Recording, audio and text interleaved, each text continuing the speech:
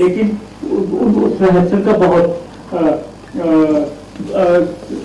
गायक को बहुत ही बड़ा लाभ मिलता है और उनको पूरी डिटेल मिल जाती है। तो ये माशाल्लाह इन्होंने कुछ बातें ये बताएंगे कि क्या हुआ। सब जानते हैं, बातचीत करते हैं कि फयाज साहब ने कुछ 15 दिन रिहर्सल करवाया ये गजल का, और मैं बिल्कुल नया था, इस चीज की रिहर्सल की गई। और अभी चंद दिन पहले मैंने पूछा खयाम साहब से, चंद दिन पहले आपसे मैंने पूछा ये जगह का तो खयाम साहब वो कि ये जमीन चांद से बेहतर, चांद हमें ऊंचा दिखाई देता है हमेशा से, जब ऊंचा होता है तो और भी खूबसूरत नजर आता है। लेकिन वो उसकी किरणें, वो जो ये बुर्कियां हैं मल्टी, एक बुर्की नहीं है, मल्ट है वो, यानी जैसे चांद से किरणें जो है नीचे जमीन की तरफ आ रही हैं। तो वो मैंने उस बात को, जो शहरियार साहब ने इतना अच्छा कलाम लिखा, तो हमने वो किया और वो उसका रिजल्ट हमने इनकी आवाज में पाया। और इतना लोकप्रिय है, इतना मशहूर नगमा है, गजल है, क्या कहने, लाजवाब काम हुआ। मैं बस ये कहूँगा कि मेरी जिंदगी में उमराव जान में जो मैंने गजल, मुझे जो शर्फ हासिल हुआ, एक्चुअली मेरे लिए बहुत अहम है कि मेरी जिंदगी में मेरी ज़ात के साथ जुड़ गया है। कोई ऐसी महफिल नहीं होती, कोई ऐसा कॉन्सेप्ट नहीं होता। मुझे भी 33 साल हो चुके कॉन्सेप्ट करते हुए।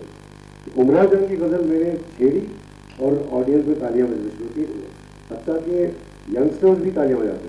तो ये खयाम साहब और ऐसे दिग्गज लोग हैं, और ये ऐसी शख्सियत है, ऐसी हस्ती है हमारी कि 1948 से रफ़ी साहब के साथ, रफ़ी साहब से लेके तलत महमूद साहब से लेके लता जी, आशा जी, आप नाम लीजिए, बड़े बड़े दिग्गज, और इनके पास आकर रिहर्सल कर सकते हो ऐसे ऐसे गाने, किशोर दा अभी, और हर कहाँ से कहाँ तक, कभी कभी से लेके 2006 तक इन्होंने काम किया है। It is actually a great honor for us, and that is why मैंने सोचा था, मैंने बहुत दिन से मेरी ख्वाहिश थी कि खयाम साहब कारवाने गजल में आए हमारे शो में, लेकिन तबीयत जरा नासाज थी, इसलिए मैंने थोड़ा इंतज़ार किया। अब खयाम साहब से मैंने बात की, आज सालगिरह भी थी, और उन्होंने फ़ौरन कहा कि बेटा मैं ज़रूर आऊँगा, और आप सब की तरफ से और हम सब की तरफ से, टीम की तरफ से, कारवाने गजल की टीम की तरफ से हम खयाम साहब को दिल से शुक्रिया अदा करते हैं और सालगिरह मुबारक।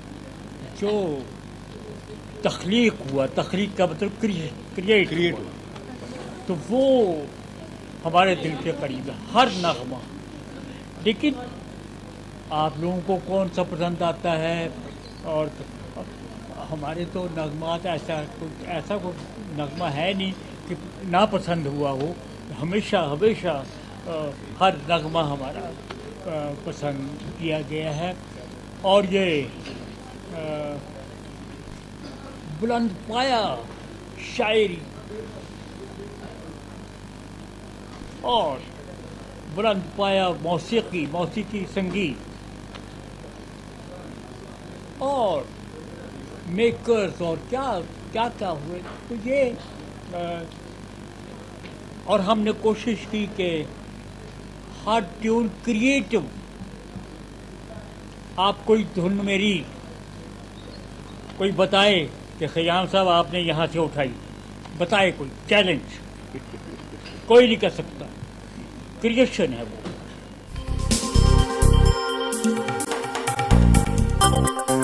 तो ये हमने काम किया। और वो हम, आपने जो बात पूछी, हम पता है ऐसा करते हैं, हमारी बात तो है, हमारी बेगम साहिबा का एक नगमा गाया हुआ है, आप लोगों को याद होगा। उस गज़ल को, उन शेरों को उन्होंने नस्बुल ऐन बना लिया। फिल्म शुगून में उनका नगमा गाया हुआ, बेहतरीन अपने अंदाज में गाती हैं वो, जगजीत कौर जी का जिक्र कर रहा हूँ, मेरी शरीक है। जो है वो स्टाइल पिक्चरें जो बन रही हैं उनकी रिक्वायरमेंट यही है।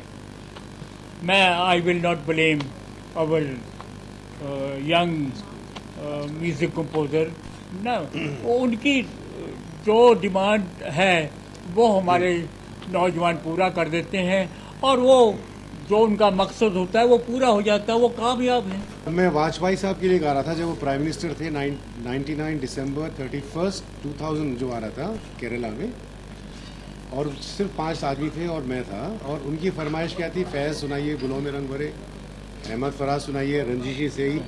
तो मैंने वाजपेयी साहब से यही सवाल पूछा था कि आप हिंदुस्तान के प्रधानमंत्री हैं और उस वक्त आज से ज़्यादा हिंदुस्तान पाकिस्तान के वो कारगिल हो चुका था, आपको पता है ना। तो मैंने कहा ये, तो वो मुस्कुराए।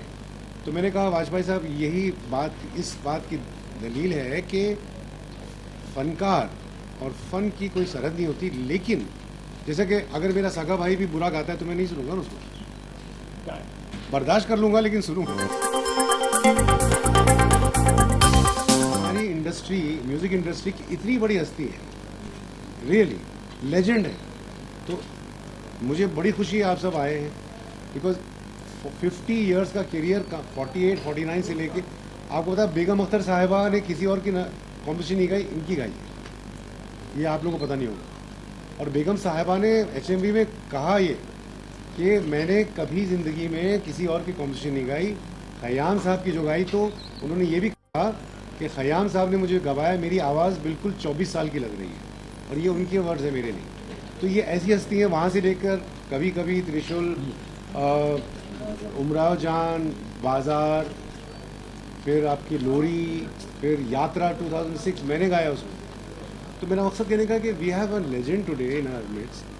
और मुझे इस बात का थोड़ा सा वो मलाल होता है कि फिल्म म्यूज़िक इंडस्ट्री के जो लोग हैं वो खयाम साहब को आकर एटलीस्ट एक मिलना तो चाहिए।